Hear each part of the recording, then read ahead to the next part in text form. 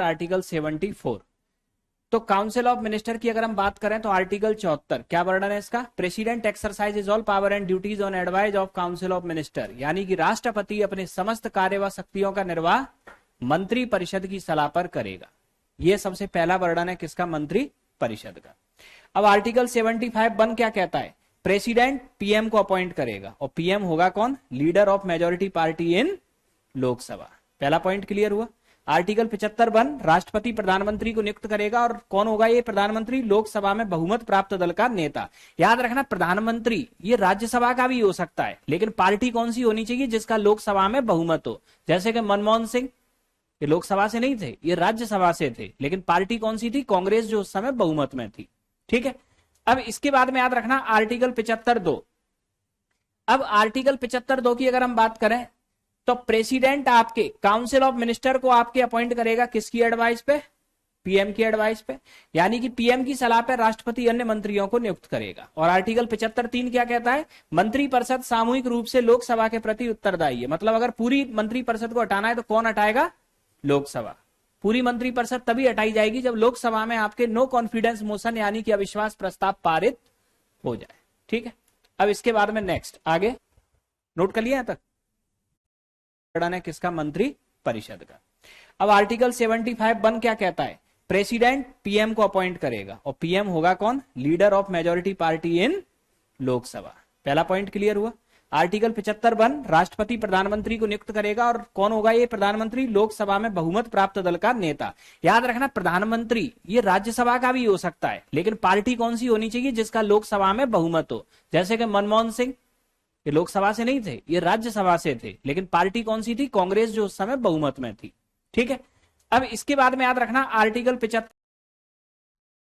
पूरी मंत्रिपरिषद को हटाना है तो कौन हटाएगा? लोकसभा।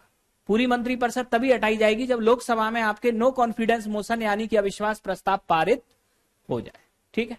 अब इसके बाद में नेक्स्ट आगे नोट कर लिया यहां तक आर्टिकल 77, 78 इसको नोट करो।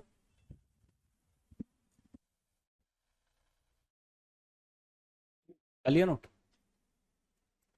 तो नेक्स्ट तो आर्टिकल आपके 77। अब आर्टिकल 77 की अगर हम बात करें तो आर्टिकल 77 आपके क्या कहता है?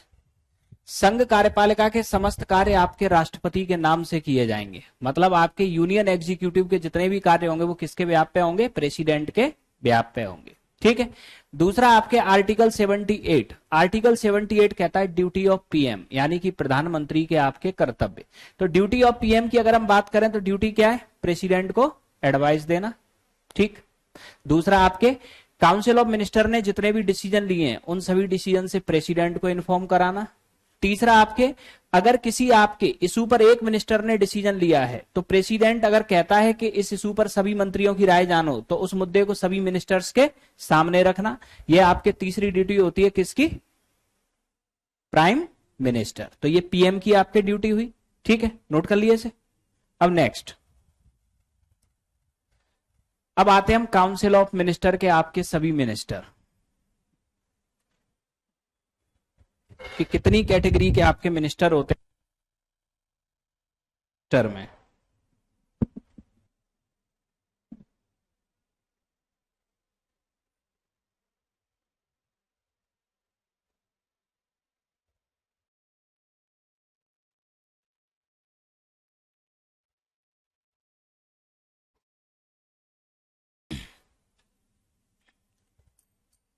तो काउंसिल ऑफ मिनिस्टर, ठीक है, तो काउंसिल ऑफ मिनिस्टर की बात करें तो इसमें PM, cabinet minister, state minister independent और डिप्टी मिनिस्टर, ये 5 कैटेगरी के आपके मिनिस्टर है।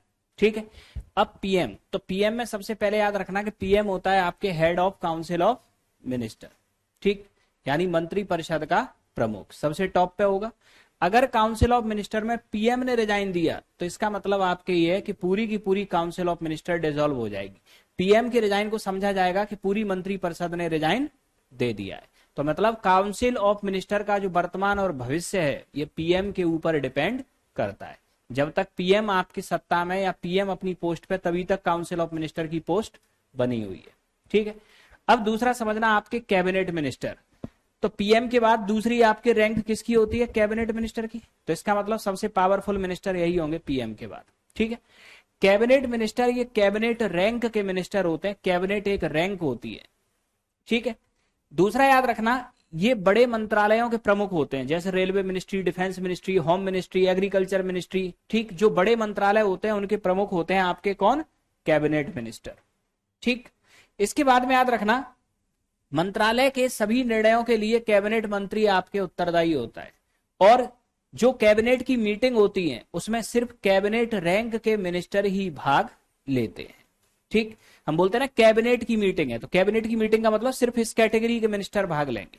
ठीक है, अब दूसरे होते हैं आपके स्टेट मिनिस्टर। अब स्टेट मिनिस्टर क्या होता है कि कई बार किसी मंत्रालय का साइज बहुत बड़ा होता है तो उसके काम ज्यादा होते हैं, तो कैबिनेट मिनिस्टर की सलाह के लिए एक छोटा मंत्री उसमें बना दिया जाता है, उसे कहते हैं स्टेट मिनिस्टर। स्टेट मिनिस्टर का मतलब ये नहीं है कि किसी राज्य के मंत्री हैं, राज्य के नहीं है तो ये केंद्र में ही, लेकिन स्टेट रैंक के मिनिस्टर हैं। कैबिनेट और स्टेट क्या है? रैंक है।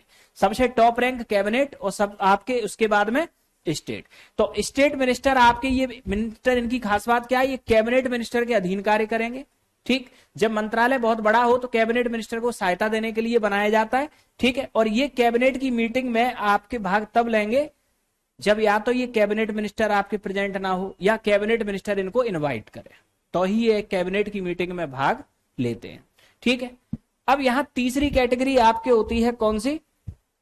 State minister independent. अब स्टेट मिनिस्टर इंडिपेंडेंट समझना, स्टेट मिनिस्टर इंडिपेंडेंट आपके क्या है? इनके पास इनके मंत्रालय का इंडिपेंडेंट चार्ज होता है, ये किसी कैबिनेट मिनिस्टर के अधीन नहीं होते, जबकि स्टेट मिनिस्टर कैबिनेट मिनिस्टर के अधीन होता है।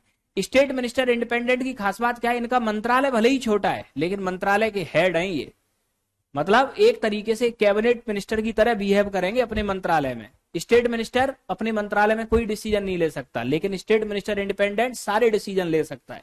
ठीक है, दूसरा याद रखना, अपनी मिनिस्ट्री के सभी डिसीजन के लिए उत्तरदायी होते हैं। ठीक, तीसरा, इनका मंत्रालय जरूर छोटा होता है लेकिन पावर पूरी एंजॉय करते हैं ये। चौथा, कैबिनेट की मीटिंग में तभी भाग लेते हैं जब मीटिंग इनके मंत्रालय से रिलेटेड हो, नहीं तो नहीं लेते। अब इसमें अगर हम कॉमन देखें तो दोनों में अंतर क्या है? कैबिनेट मिनिस्टर मतलब DM, district magistrate. State minister मतलब एडीएम, एडीएम किसके अधीन काम करता है? डीएम। और स्टेट मिनिस्टर इंडिपेंडेंट मतलब एसडीएम, एसडीएम का क्षेत्र भले ही छोटा है लेकिन जो कलेक्टर की पावर जिले में, एसडीएम ब्लॉक में उसी पावर को एंजॉय करता है। ठीक है, तो ये आपके डिफरेंस होता है किसमें? कैबिनेट मिनिस्टर, स्टेट मिनिस्टर और स्टेट मिनिस्टर इंडिपेंडेंट में। और सबसे छोटी कैटेगरी जो मिनिस्टर की आती है वो होती है कौन सी? Deputy minister. डिप्टी मिनिस्टर में क्या है? ये आपके सबके नीचे वर्क करते हैं, cabinet minister, state minister independent, इनके भी नीचे। ठीक है, ये कैबिनेट की मीटिंग में कभी पार्टिसिपेट नहीं करते। इनका काम क्या होता है? जैसे कुछ नए नए मंत्री बन जाते हैं ना, कोई आपके एमपी बना और तुरंत आपके संयोग से मंत्री बन गया। ठीक है, गठबंधन सरकारों में ऐसा ही होता है, कोई भी मंत्री कभी भी बन जाता है। ये लोग आपके क्या होते हैं कि बस इनका काम आम कुछ नहीं है, ना इन्हें काम आता है, ये तो बड़े मंत्री का बैग उठा के पीछे चलते हैं। ठीक, तो ये होते हैं आपके डिप्टी रैंक के मिनिस्टर। एक होते हैं बिना